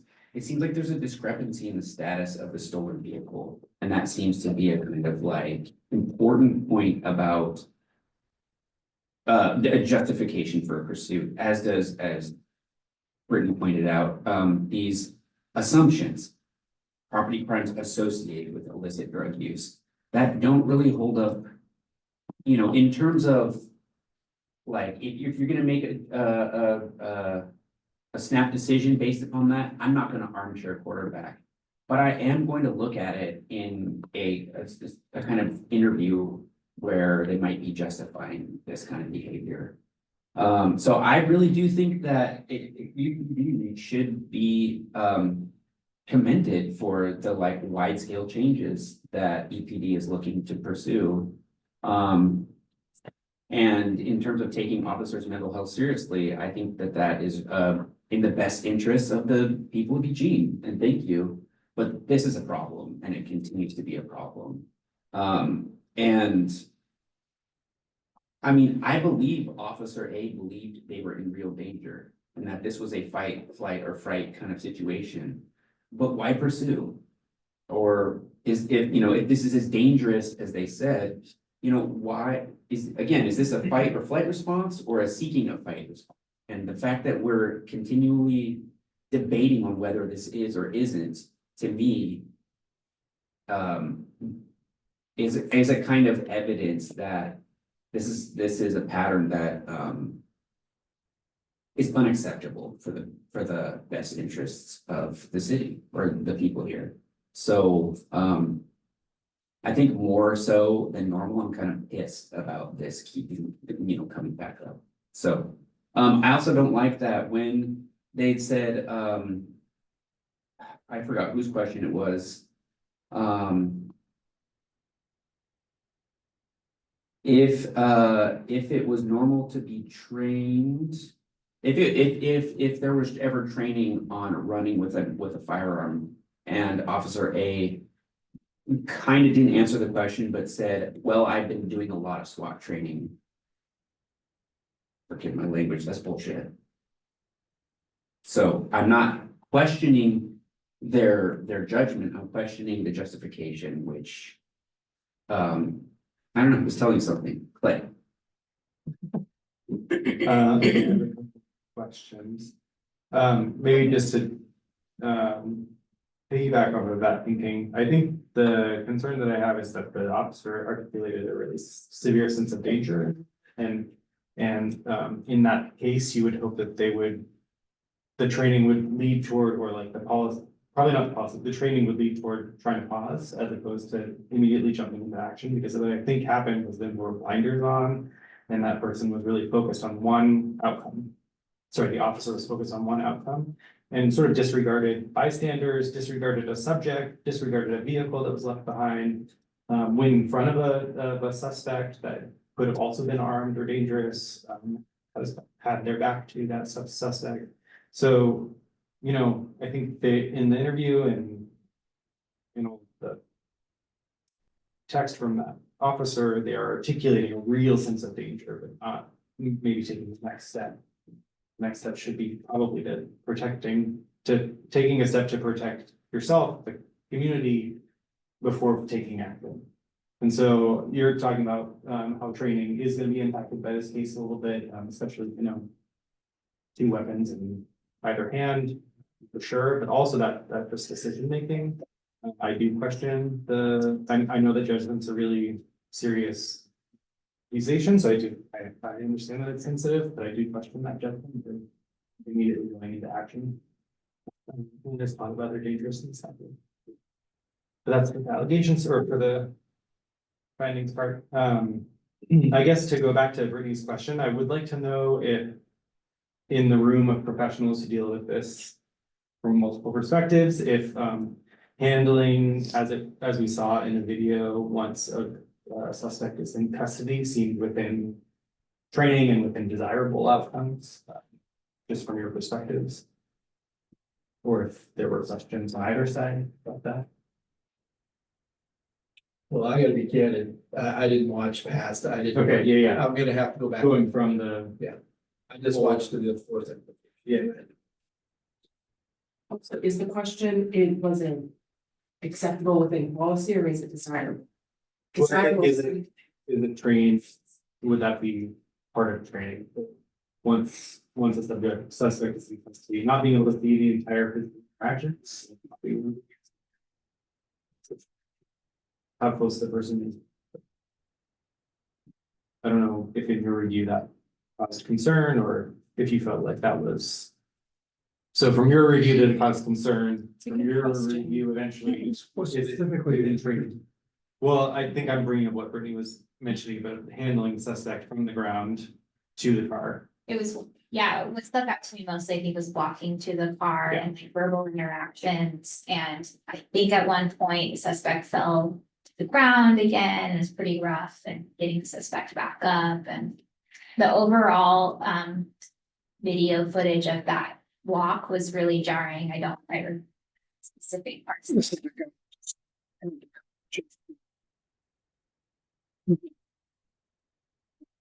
Then fell down and wrestled, both had, one of them had both weapons out. The guy was not cooperating at all, any time, so I expect that the officer's gonna react a little bit differently than he would walking down the street with you or something. If I recall. Doesn't sound to me at all.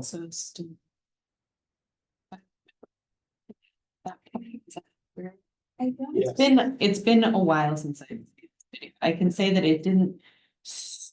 When I watched it ages ago, it didn't strike me. There's no allegation related to it, but this was also not my case, so. I mean, it's one of those things where we could write more allegations, but the pertinent ones were the ones that came up and.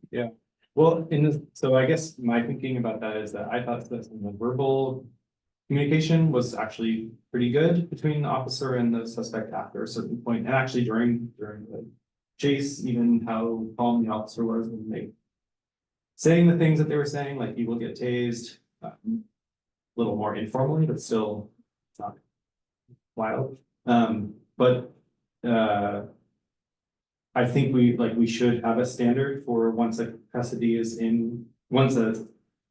suspect is in custody, there should be a level of maybe a different approach, that's another point to calm down. There's a change in level of power between an officer and a suspect at the point. If resisting continues, then of course, you have to control suspect who is still resisting, even when they're in custody. It's a change in level of risk also. But there's a change in level of risk, and so I don't remember being particular. I just wanted us to talk about it from perspectives, because I think that should be an expectation, even if that person did run, resist. If they're in custody, if they are calm after they are in custody, an officer should not. I would Correct. not describe the suspect as being. Right. Yeah. I didn't see that they were being physically aggressive, Yeah. Yeah, at risk. Yeah. That's my. And I'm bringing up this for the full transparency for people who are watching who don't get to see it, because if we don't talk about it, then it's seeing it. And if community may think they were totally dropped. It would be good if in those situations we can spend a little time resolving. So, So back to we should set the standard in this context of the standard in comments. Within comments, so that was. Within. Well, yeah, and Yeah, totally. which And tends to be a case where we could see something where a member of the public wouldn't like it, which we not hear, but it wouldn't rise to the level of being able to be certain. Yeah. And I tend to agree with. I mean, that's kind of the point where it would be nice to have a cover officer where one person becomes charged and we see that happen in the video where an officer will have an interaction, another person will step in, but yeah, it's just, Yeah. And then my final question, then this, so I feel like that for me is resolved, like. But if a community member has a question about it, they should email the board. My final question, so there were a lot of claims by the officer and the union in the interview about training and training to some things that seemed in discrepancy with policy on firearms. And I wondered if anyone could speak to just confirm again that the policy is trained as the policy is written for carrying firearms, for carrying two weapons one in each hand at the same time, that is not a part of training. I can confirm, we Yeah. do not train to have any weapon systems, there's no dual weapon systems, we do not train that. It is not part of training. And it's not a part of the supplementary training that this officer gets. It isn't. For SWAT, Not right? for any specialty, no. Okay, so is there a problem that there were claim, I think the claim was that is what they were trained to do in the interview? Is that inaccurate? I don't know for sure exactly what portion you're talking about, but the action reaction drills. Is that the communication you're talking about? So, what will happen in those situations is, you turn and react to a threat. Yeah, And generally what it is you go from a lower threat to a higher threat. yeah, We're never trained to. And when we do that, like pepper spray or something like that, we're going to kind of just get rid of that to go to a higher threat. On the reverse, if we were to go to a lower threat, we're never trained to like just drop our gun somewhere else, and and then go to pepper spray, right? And so I think there's some work with that kind of training, but generally with the action reaction drill, it's to higher threats, not to lower threats. I think so. As I recall, it was more about like transition time but it wasn't clearly answered. It was a hard interview. There Yeah. was concern for Officer A and the mental well-being. I mean, I'm the first to admit that was there. not easy. Yeah, so yeah, I wish I would have done a better job with like clarifying questions, but that wasn't super clearly answered. Right. It was difficult. Yeah. Because of you feel bad. I mean, it's Of personal, course, yeah, that person. but still, it's like you want to dig into that question about, okay, are we talking transition? Are we saying this is trying, this isn't, but it's. Yeah, I mean, because the policy seems to be clear that A, shouldn't be tasing someone who's fleeing. B, shouldn't be running with two weapons, with a weapon in either hand. And it seemed like they were trying to make a case that those things were what they were in a variety of different circumstances. And so Yeah. So I just want to clarify that that's not what the training's to, and if there is confusion, that shouldn't. I mean, the takeaway in the interviewer's summary on page 15 of 17 states, quote, during their interview, Officer A provided background of additional training through SWAT, where they are trained to run with a firearm. And that SWAT training is in addition to the. Right, so maybe there's a correlation in that officer's mind that is not accurate to the circumstances that they were facing. It appears that way. And then on page 12, a clarified question about their training regarding shooting one while holding the other. Officer A responded, yeah, absolutely. So, Which can occur in use of, in a, what the allegation said, right, where if there was Justified to. a justified use of lethal force, we can do that. So you said that more training is gonna happen, or clarification of training is gonna happen. So Yeah, well, on this one, Cole, you're absolutely right. We train as is written. But there is no training where you are holding a taser and a handgun. No training. No. So we are training to that standard, and some of this ambiguity about. You're on a SWAT range, you're not chasing somebody with your handgun. You're running from point A to point B, pointing a gun. Very. So while you may have experience running with a firearm, you haven't experienced a foot chase with a handgun out during that foot chase. Yeah. So there's some pieces here that I think there's reaching going on. And that point, we've never trained in a foot pursuit to be holding a fireman and advancing, right? The training that we do receive is advancing from cover to cover. And that's gonna be dependent on the speed and the comfort level of the officer that's doing that.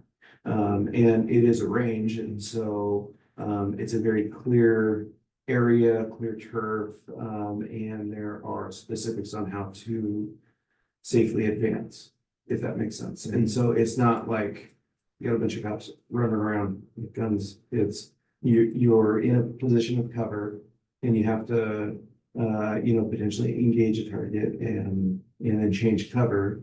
And that looks different for everybody. I appreciate your clarification. That's all. Thank you, Clay. Rick? I had one question with respect to what you said, Jose, and that is, you said there was a question regarding the status of the vehicle. What was the issue with that? I could not tell, and I was reading, sometimes in between periods of trying to get kids to bed. I could not tell, however, whether Officer A confirmed that this was a confirmed, I thought it was the radios. stolen vehicle, or that this was just, there were some times in there where Officer A was like, yeah, it hadn't been confirmed like bureaucratically yet, but it's okay, it's okay. And it seemed like they were trying to push past that, like, and actually made an analogy to a bedroom. Which I'm not sure that that's something we would be like, yeah, it's okay if we enter the house, like, but it's not, even if it's not gone through. Right. What's the issue with respect to the status of the vehicle? Well, I think that was one of the if that was established, then the pursuit would have been justified. Or that was one of the grounds for pursuit, justifying pursuit. That he was a felony. That it was confirmed stolen. But in my reading, I couldn't tell if it was actually confirmed stolen. I thought Can you explain? that there was confirmation at the rate via radio that it wasn't. So generally, how it would work is if there's a question about the status of the vehicle, it's based on an unconfirmed stolen, meaning more left than stolen. It hasn't been confirmed through our Station 2 radio, verified with whomever.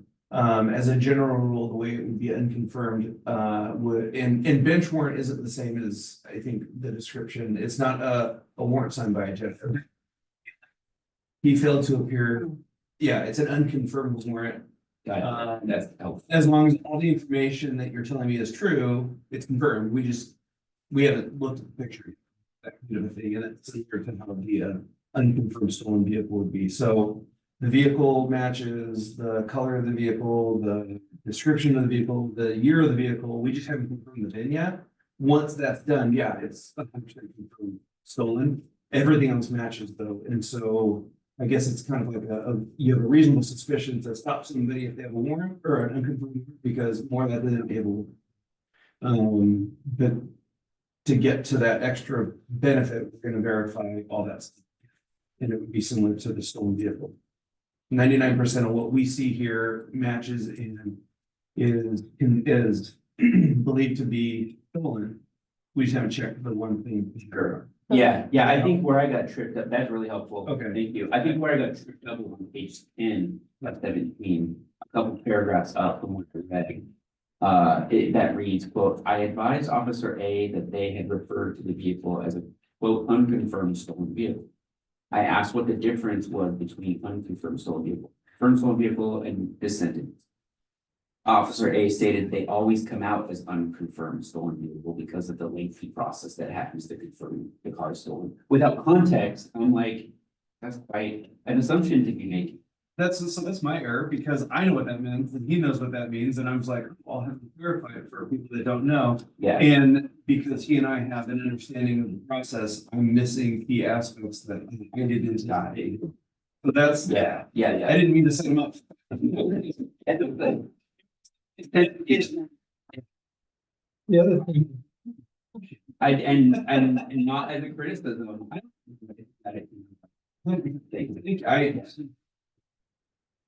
The other thing was, there was a question about what status of the drug users. I believe that Rick made a comment about that. I think there was evidence that the guy who drove by them, he saw that they had oil and raw being used for drug use. So they were actually in the use of drugs at the time when he drove by. So it's conceivable that he would understand that he was under the influence. Or it could be very sharply. Depending on how it metabolizes. So that's a comment. Thanks for that clarification. I think I understand that. I thought I had read that, back to look for it, I think, later on, in referencing, likelihood of drug use, that wasn't re-referenced in the justification, because let's draw that connection, so then it kind of left for there to be some assumption. That's all I have. Thank you, Rick. Appreciate that. Okay, adjudication recommendations. We're gonna start with Brittany, and yeah, you can state your recommendations based upon those recommendations. And if you want to have someone else start, since we first. Actually, yes, thank you, Kelly. Yeah, sure. I mean, I'll go and then I can comment. Sure. Something that but, I think the, I need to definitions.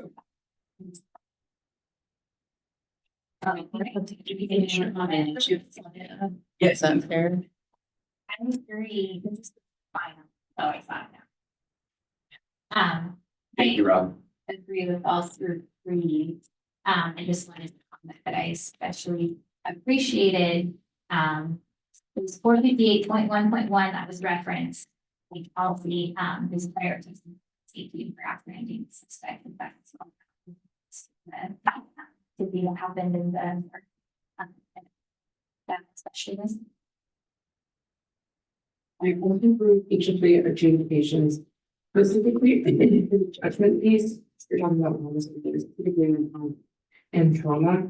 I think I don't know that I relate, but I sympathize with the idea that fatalities are on the forefront of Boston's minds because it's uniquely their job to deal with. And so I can accept. I can accept that, but I do think that, or I do agree with the other two being sustained. I don't want to be difficult. I think that the first allegation, I am going to, what feels right to me is insufficient evidence.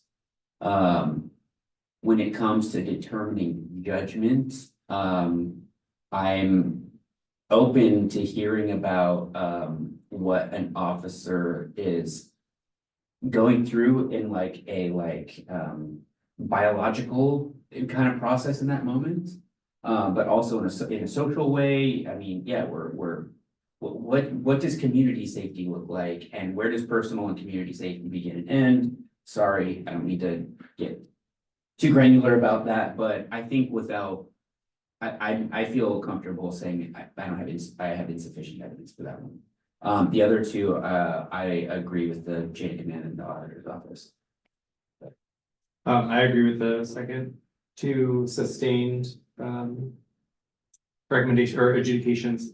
Yeah, for judgment, I agree with the final outcome. I think the like bane of my existence in working in policy related to police bureaus and departments has been that we can't effectively talk about the fact that an individual tiny decision then cascades to this whole issue that might come from that one tiny decision that was not made in the best judgment, but that because it's justified because of how a person feels, everything else is justified. And it's just such a hard issue that is really hard to get around because everybody is fallible. Everybody's, I don't know what I would do in this situation. Run after the person, what say also, it's so hard to judge that from the outside, but it does mean that like those issues in the circumstances that police officers are in, always cascades to some, can always cascade to something else.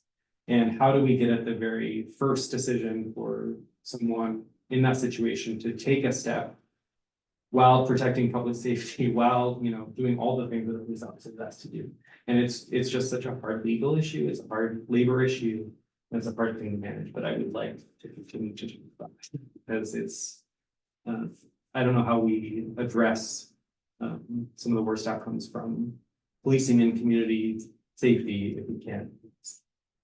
I think that's a good analysis. I think that a lot of times decisions are made and then everything flows from that. There's no way to go back and change that. If you made that initial decision, may have been reasonable at the time, or seemed reasonable to you, or seemed reasonable cop at the time. It'd be difficult to go back and change it. To some extent, we're really talking about young birthday. Because nothing bad happened. I mean, he could have shot somebody, he could have tased somebody, he could have fallen down and the gun could have fallen out, he could have broken the gun, it could have. Nothing happened. And so you're really looking at doing this discipline process from the standpoint of preventing something from happening in the future. And for us to sit here and make judgments about what may happen in the future is kind of like the birthday party. A very, very happy birthday to you too. No one got hurt.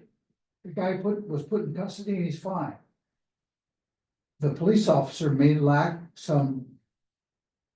have a problem with his or her action, and that needs to be corrected along the way. But for that person to be subject to a disciplinary process, for us to be agonizing about what could happen about that fine family that was having a picnic there at the picnic table, when nothing happened. Actually, I looked at it several times, and none of them even paid attention to it. It's kind of like it was an everyday occurrence for them. They're all continuing with their party. As the guy's running by yelling, "Police, stop, police," and it's a tough situation. Hopefully, if this officer has a chance to do it again, the officer may not do it again. And it may save somebody, it may save somebody's life, but for us to look at it and tear it apart and worry about what might have happened is not gonna get us anywhere. I'm glad that the process has had a chance to work and has gone through it. And to some extent, the justifications that everybody's complaining about it during the interview may have been justifications on the officer's part, but it also may be because the officer's in a disciplinary process, thinking that he or she may get fired. And so no one else is there to protect him, so he's gonna protect himself or herself. That's kind of a natural reaction. So I don't see any problem with that. I mean, the union's always gonna make its objections for the record, and half the time they don't have anything to do with what's going on, and I'm sorry for that, but that's how that process works. They have to make a record to protect the officer doing labor work, so. Thank goodness nobody got hurt here, and I understand how the process needs to work and how the officer needs to go through what the officer went through. And maybe that officer would be better for this, but for us to agonize over whether someone was gonna get shot is kind of silly. Thank you, Rick. Yeah, I think a consequentialist approach here can be helpful in that way. So I think within policy and sustained, given the current policy regarding having two weapons in the hand. I disagree with the policy. I think it's too vague, but that's all right. It's not my job. Thank you. Okay, I'm so sorry. I did that too. I'm so sorry. You did it on purpose. I know.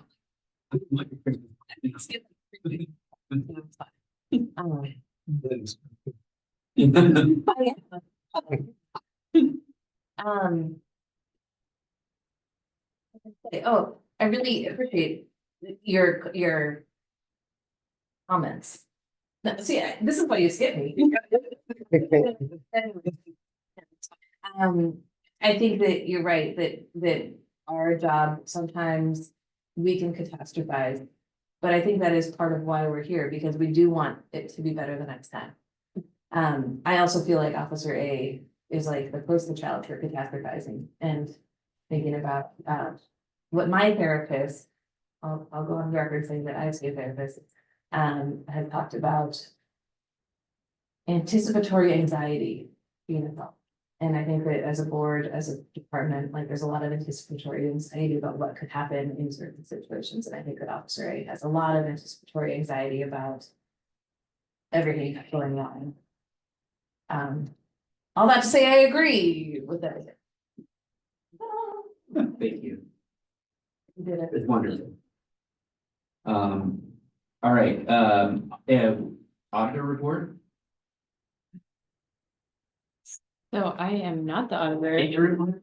I am not even that. I am not even acting in capacity for the interim right now. The interim is working remotely, but he is not available tonight because he's in a hurricane zone. So Marcus Oh, that's has right. kindly agreed to come back and be the interim auditor while city council is running their process. There's been a city council meeting to talk about what that process will look like. They're gonna run a national search is what it sounds like, and do kind of a hybrid approach of using city staff and an outside agency to generate a robust list of potential candidates.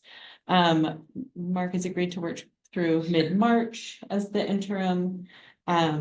So here's to hoping for a speedy and successful process to find a new auditor. I should say another wonderful good news from this office in terms of people coming to the office is that we have successfully hired Amanda Cordova, and I let her know that we would be talking about her during this auditor's report section, but it's a little later than she anticipated. So Amanda, if you're here, you're welcome to say hi, but otherwise to say Vicki has stayed on to help bridge the gap with Amanda coming on and taking over that senior program coordinator job. And we're super happy to have Amanda here. She's jumped in with 2 feet. She's doing intakes. She's doing phone calls. She's learning the ropes, and we're really glad to have her aboard. So I see you've unmuted, Amanda. You're welcome to say hello to the folks here if you would like. Hi, I'm happy to meet everyone. I'm really happy to be on board, and I'm super appreciative for Vicki to be able to stay on and help train me as well. This is the first job I've had where I've had somebody come on and stay, where it hasn't always been feet in the fire. And so learning the processes step by step has been really awesome. So those are big shoes to fill. Vicki's shoes are big shoes to fill. She's out survived all the auditors, just saying. So the continuity of her service and Amanda was pointing out something really important, like all the procedures that are in place, Vicki made them. Right, over the course of a very long and stable tenure here. So we're thrilled to have Amanda on. We're very thankful for all that Vicki's done over the years and that she's helping us transition now. But you're never.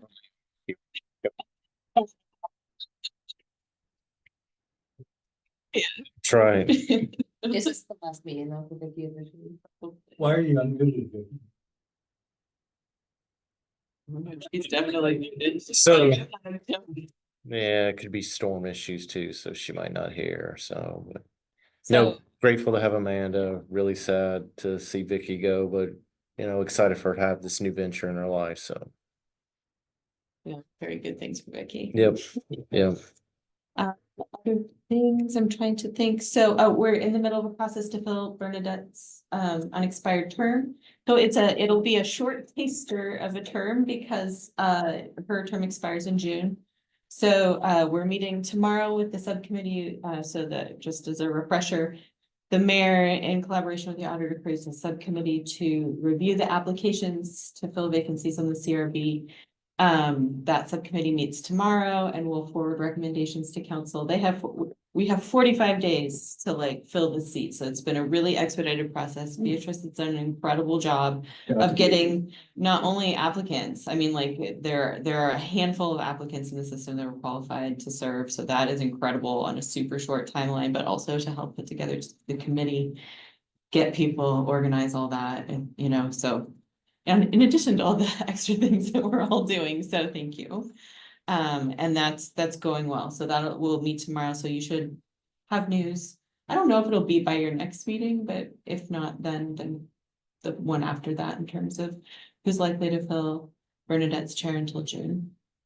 And then we'll go through the other thing to just sort of keep in mind, we'll reach out to you all, but January is the typical period when when you have to like reapply, if you would like to continue to serve and your term is up. So we'll reach out to those of you whose terms are up, but just kind of in the back of your mind, think if you have any friends, family, colleagues, people who you think would be good at this work, January will be the open enrollment period and it's just around the corner. So I think those are the things. Is there something? Yeah, she covered it all, and then from just the public comment, we don't have any members of the public in here, it's just employees that are in, so I think we're good there. Okay, She works for. Oh. She's the new Rick Weber. So, and also grateful to have her, really sad to see Rick go. Did Rick have left? Yep. Yep. So testament to Cindy's people too, and the EPD folks that provided that too. next agenda item is closing comments. We've been doing round robin. It's good to see everyone after a while. Again, really disappointed about but also I didn't say last time, but I am grateful for Rob and Lindsay. Thank you. Lindsay makes my job at this board really, really easy, so I'm really grateful for that. Sad to see Vicky go, she also was really helpful. And welcome to Amanda. Thank you. My closing comments, thank you. Deputy Chief Adams. Thank you, Cindy. Thank you, Sergeant. Jensen, for listening to my more unhinged comments today. I appreciate the care and the response that you've given us, and showing up to these meetings shows us that you do take this seriously. So I look forward, I know that you all are gonna, and I know and trust that y'all are gonna continue the relationship with the new auditor that we had with Leah, so thank you for showing up. Yeah, I appreciate all the resources that are going into this meeting at all times and into our work. It makes it robust and multifaceted. It's a pretty functioning city group committee, so I appreciate it. Thank you. Appreciate you all. Thank you for participating. It's very appreciated. And welcome, Amanda. That's all I have. Thank you. The same thing. Thank you. Goodbye. Hello. You don't have to do that. I was really. So excited to teach. Absolutely. All your wisdom. I just wanted to say, though, I know that this, September meeting was unique, and so this was my first new one. Really appreciate, I just feel like I learned a ton, and I did show motive doing this just to understand more of EPD and law enforcement and see definitely, see that I would gain a lot of that, and it's the very perspectives. This meeting for me to really consider how to make stuff intentions. It is 7:46.